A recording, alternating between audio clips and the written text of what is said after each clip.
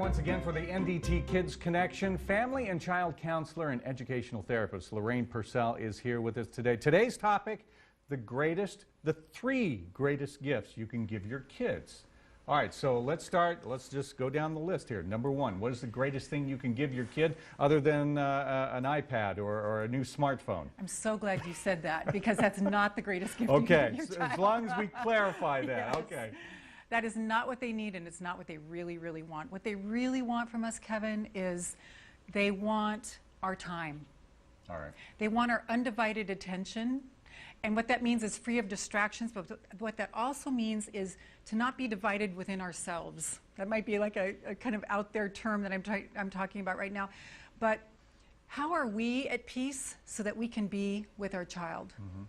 So undivided attention actually means to be all congruent with yourself and authentic with yourself. Well, I would assume that undivided attention also means mom or dad are not on their own smartphones or their own iPads, and trying to have a conversation, trying to give them time, but they're distracted with technology too. Am I right? How does that feel when you're talking to somebody and they pick up the phone or they have to answer a text? It's kind of like, well, someone else is more important. Yeah, exactly. You know that they're not the main focus of the conversation again.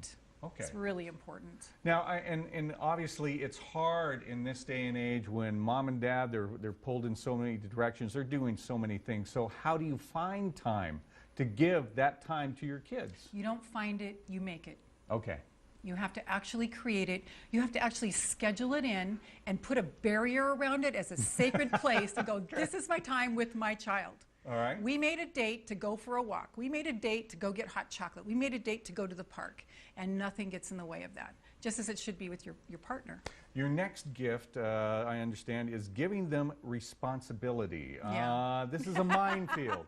This is a big minefield because you want to, but oh my gosh, I can't tell you how much anxiety that gives parents. You just hit the nail on the head because we want so much for our kids to love us and like us that we are often disabled from doing the right parent thing. Mm-hmm. Okay.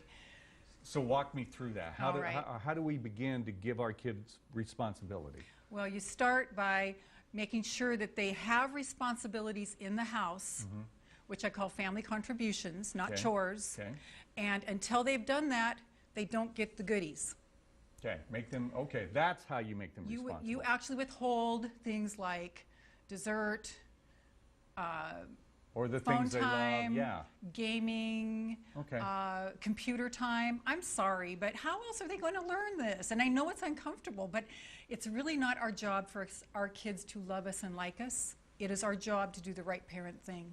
Okay. And they will love us and like us if we really work hard to give them the gift of responsibility. Because how much effort does that take? A lot. A lot. Yeah. So it's easy to just give up. Finally, the third greatest gift you can give your kids is letting them go. Yeah. Tell me about that. Okay, what kids tell me is they feel smothered, they feel watched, they don't feel freedom. We have to let them go. We have to let them go so that they can feel the freedom of self-expression.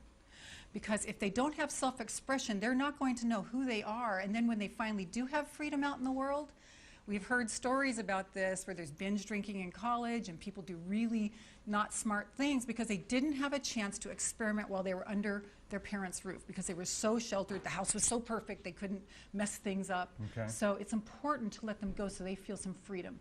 However, you're standing close by in case they need you, but they're not feeling watched. All right.